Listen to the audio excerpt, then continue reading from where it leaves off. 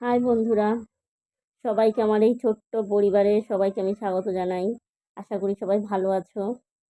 তো আর একটা কথা, যে কথাটা আমি বলছি, যে দাদা ভাই বা দিদি ভাই আমাকে হনুমান চালিসা পড়ার সাজেশন দিয়েছো, তাদেরকে অসংখ্য ধন্যবাদ।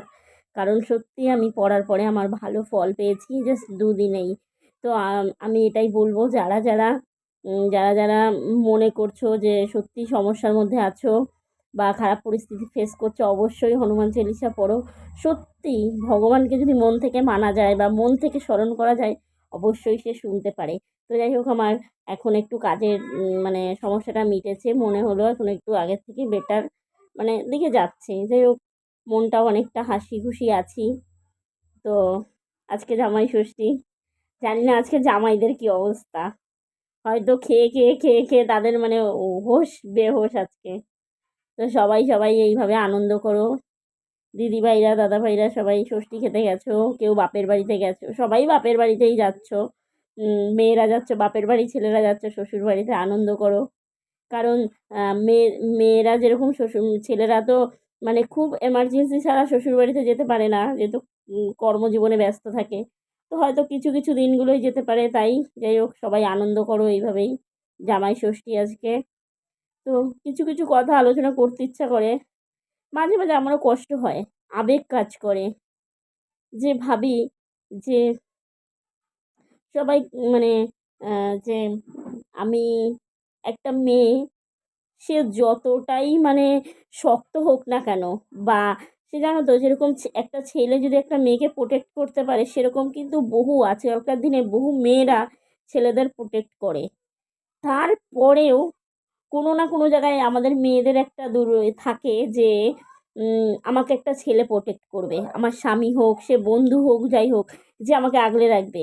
আমরা কিন্তু আমার দিক থেকে বলছি, আমি কিন্তু পারি আমার বরকে সবসময় প্রোটেক্ট করে রাখতাম। কারণ হচ্ছে মানে ওর থেকে আমি সব দিক দিয়েই আগিয়েছিলাম, বুদ্ধিতে হোক, যেতে হোক, সব কিছুতেই। তো তারপরেও না কোনো একটা জায়গায় ভাবতাম কি যে আহ, ও যদি আমাকে প্রোটেক্ট করতো, সেটা হয়তো আমি বেশি মানে ভালো লাগতো। সব বিষয় যদি ও আমাকে করতো, সেটা হয়তো বেশি ভালো লাগতো। যে মানে এটা আমি অনুভূতিটা আমি কি করে ভেতর থেকে মানে কি করে বলে বুঝাবো, এটাই বুঝি না। যে জিনিসটা আমি কি বোঝাতে চাইছি, হয়তো বোঝাতে পারছি না। মানে কখনো কখনো কাউকে দেখি, তারা খুব মানে ভালো আছে, তো সেই জায়গাটায় আমার কষ্ট হয়। যে এটা প্রত্যেকটা মেয়েরই হয়, যে মেয়েরা জীবনে কষ্ট করে আছে বা কষ্ট পাচ্ছে এখনো। তো সবারই এই এই এই জিনিসগুলো হয়, যে কেউ কোনো কোনো কাপেল দেখলো তারা খুব ভালো আছে, হয়তো তারা ভালো আছে বলে আমার খারাপ লাগছে, সেটা কিন্তু নয়। আমার জাস্ট ফিলিংসটা কষ্ট হচ্ছে, যে আমি কি এটা ডিসার্ভ করতাম না। এটাই এটাই কষ্ট হয়, যে আমি কি এটা ডিসার্ভ করি না। অবশ্যই করি, শুধু মানুষটা সঠিক নয়। আর একটা বলি, মৌ দিদি ভাই, মানে যে দিদিভাই আমাকে খুব সাপোর্ট করেছে, রীতিমতো আমাকে ফেসবুকে আমার সাথে কন্ট্যাক্ট করেছে, দিদিভাই তুমি খুব ভালো থাকো। এই দিদিভাইয়ের জীবনও আমার মতো, মানে পুরো, ওনারও হাজবেন্ড এরকম সাইকোলজি সমস্যা ছিল। তো ওনারও কোনো বাচ্চা কাচ্চা হয়নি। দিদিভাই তুমি অনেক ভালো থাকো, তোমার বাড়ি কৃষ্ণনগর যতটা আমি শুনলাম।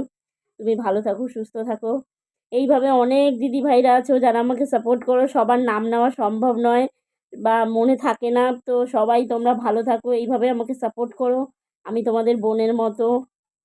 কেউ হয়তো বোন কারোর বা দিদি, কারণ আমার এজটা এখন বর্তমানে 27 চলছে। 27 এই রানিং চলছে।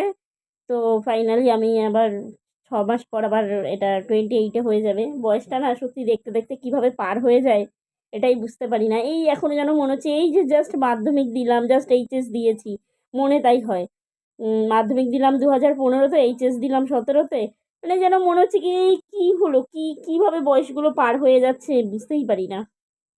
তো যাই হোক, সবাই ভালো থাকো, সুস্থ থাকো। গরমটা হয়তো আশা করি একটু কমতে পারে, যেহেতু জ্যৈষ্ঠ মাস উম, শেষের দিকে হচ্ছে না। তো যাই হোক, কষ্ট হয় মাঝে মাঝে, একাকিত্ব জীবন। হয়তো কখনো বালিশ ভেজে বা কখনো নিজের মনে গুমড়ে গুমড়ে কাঁদি। যাই হোক, তাও আমি খুশি তোমাদের জন্য। তোমরা যে এত পরিমাণে আমাকে সাপোর্ট করছো, এত উৎসাহ দিচ্ছ, আমি তোমাদের একটা পরিবারের মতো। তো যাই হোক, সবাইকে বলি সুস্থ থাকো, ভালো থাকো। অসংখ্য ধন্যবাদ সবাইকে। সবাই এরকম জীবনে লড়াই করো। লড়াই ছাড়া কিচ্ছু নেই। তো সবাই লড়াই।